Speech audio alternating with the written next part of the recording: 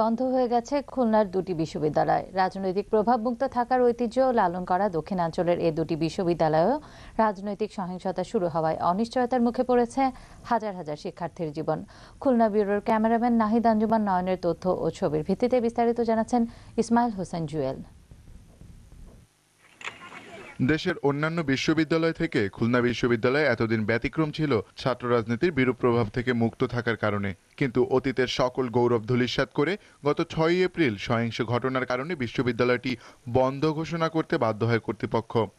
এর 6 দিনের মাথায় 12 এপ্রিল ছাত্রলীগ ছাত্রদলের সংঘর্ষের কারণে অনির্দিষ্টকালের জন্য বন্ধ হয়ে যায় খুলনা প্রকৌশল ও প্রযুক্তি বিশ্ববিদ্যালয় কুয়েট। দক্ষিণাঞ্চলের ঐতিহ্যবাহী এ দুটি বিশ্ববিদ্যালয় বন্ধ হয়ে যাওয়ায় অনিশ্চিত হয়ে পড়েছে হাজার হাজার শিক্ষার্থীর জীবন। ভার্সিটি এভাবে বন্ধ হওয়া খুবই দুঃখজনক। এতে আমাদের পড়াশোনার বহুত ক্ষতি হচ্ছে। ভার্সিটি বন্ধ হয়ে যায়, এটা আমাদের জন্য খুব কষ্টের। কুয়েটের প্রেক্ষিতে যে রাজনীতিটা হচ্ছে এটা আসলে কোনো আমাদের পড়াশোনার ব্যাঘাত ছাড়া আর কোনো কিছুই হচ্ছে না।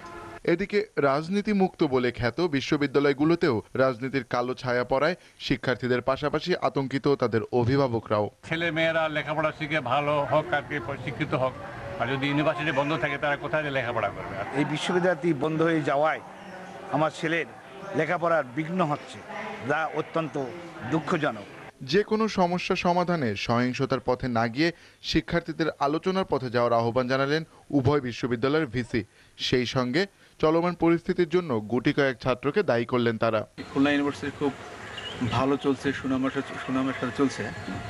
এটি যারা পছন্দ করছে না, যারা এটা সহ্য করতে পারছে না, তাদেরই উস্কানিতে আমি পরিষ্কার, তাদের উস্কানিতে এটা ঘটাবে বলেই এটা ঘটনা হয়েছে। তাদেরকে ধৈর্যশীল হয়ে এই সমস্যা সমাধানের জন্য বাস্তবতার নিরিখে আমাদের সঙ্গে সহযোগিতা করতে হবে। তাই যদি করে তাহলে তারাও সময় মতো লেখাপড়া উপযুক্ত বিদ্যা শিখতে পারবে, দেশও ভালো থাকবে, বিশ্ববিদ্যালয় সঠিক হতে পারবে।